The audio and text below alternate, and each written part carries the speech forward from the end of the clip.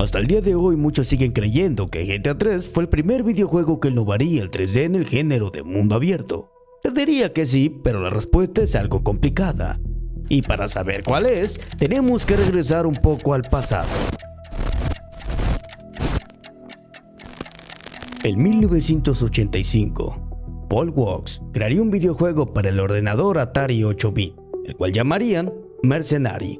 Para que te des una idea, el videojuego podía ejecutarse en un ordenador de tan solo 64 KB de RAM. Hoy en día sería fácil ejecutarlo en cualquier computadora o consola, pero en aquel tiempo, el ordenador Atari 130XE era el más potente y solo tenía 128 KB en RAM. Si lo comparas con una PC actual decente, que normalmente tienen 16 de RAM, serían 250,000 veces más memoria RAM que la computadora donde nació este mundo abierto. Es muy fuerte pensar que hoy en día usamos más RAM solo para abrir una pestaña de un navegador, que la que necesitó Walks para crear este enorme planeta explorable. Para 1985, era increíble que el juego recordara dónde habías dejado las cosas. Si abandonabas una nave en un punto específico del mapa y te ibas a explorar a pie kilómetros de distancia, al volver la nave seguía exactamente donde mismo. Esto requería una gestión de memoria muy eficiente para mantener el estado de los objetos sin agostar los recursos del sistema. 14 años después de Mercenary y tras varios saltos de generación, llegaría a nuestras vidas el videojuego Driver para la PlayStation 1, cambiando por completo el paradigma. En este video vamos a profundizar en las bases que sentó este título y trataremos de averiguar cómo es que una saga que lo tenía todo para reinar terminó muriendo lentamente. Esta es la trágica historia de Driver, el videojuego que, claro, impulsó una era.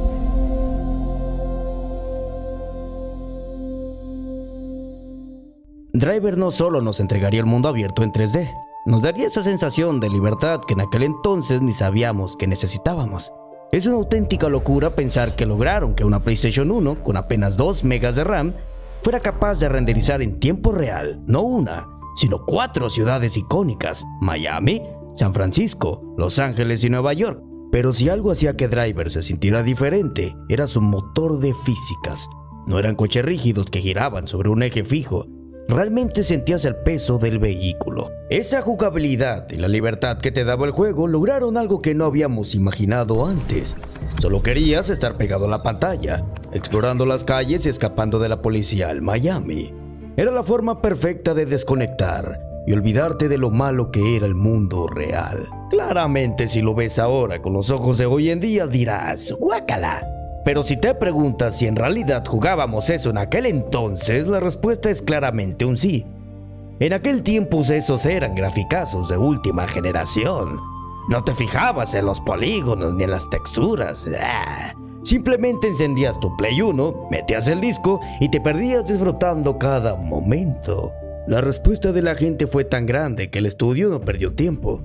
Tras solo un año de espera, Driver volvería con una segunda entrega, evolucionando todo lo que ya habían construido y lanzando una apuesta arriesgada que cambiaría el género para siempre. En Driver 2 introdujeron una mecánica que para el año 2000 era revolucionaria. Ahora podías bajarte del vehículo. Sé que hoy suena a lo más básico del mundo, pero poder bajarse del coche en una PlayStation 1 no fue fácil. Para lograr que Tyner caminara por las calles de Chicago o La Habana, el equipo de Reflection tuvo que llevar la consola al límite. El frame rate sufría y limitaron demasiado la distancia del dibujado para que el procesador no estallara. Y Driver 2 llegaría en 2 discos. Para entender por qué Driver 2 necesitaba 2 discos, hay que entender que estábamos en una época donde los desarrolladores eran básicamente magos de la optimización. En el año 2000, un CD de la PlayStation 1 tenía un límite de 700 megas. Y la ambición de Reflection simplemente no cabía en ese espacio. Muchos se preguntarán, ¿para qué necesitaba un juego de coches 2 discos? ¿Era la historia tan larga como un RPG de 80 horas? La respuesta no estaba en la duración, sino en el espacio de almacenamiento. Driver 2 tenía 4 metrópolis gigantes: Chicago, Habana, Las Vegas y Río de Janeiro. cada una con su arquitectura propia, texturas únicas y un sistema de tráfico complejo. Lo que realmente devoraba los megas del CD eran las cinemáticas. Reflection quería que el juego se sintiera como una película de acción real, y esos videos pre-renderizados ocupaban más de la mitad del disco. Driver 2, al igual que su primera entrega, fue un éxito, y fue el título que terminó de cimentar lo que hoy entendemos por un mundo abierto moderno. Pero para hacerlo tuvo que sacrificar la elegancia y la fluidez que hicieron del primer juego una joya técnica.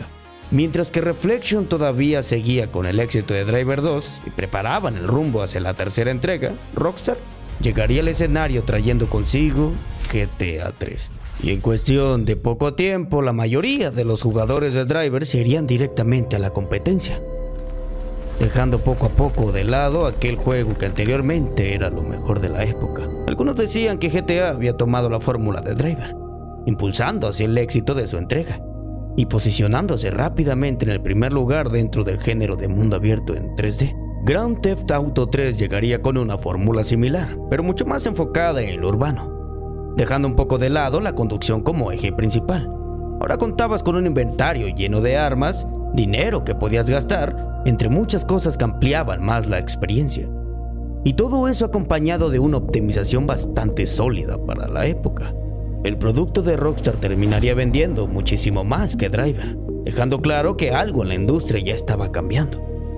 Con el paso del tiempo llegaría GTA Vice City, presentando una nueva versión de Miami completamente explorable, acompañada de nuevas misiones y una historia que expandía aún más la fórmula. Mientras tanto, Reflection seguía buscando la manera de adaptarse a esta nueva generación con Driver 3. Y cuando finalmente se anunció la tercera entrega, el hype explotó. Atari lo presentaría como el juego que iba a destronar a GTA, poniéndose ellos mismos una expectativa bastante alta. El hype fue tan grande que incluso con todos los fallos que tenía el juego, logró vender millones de copias en sus primeros días.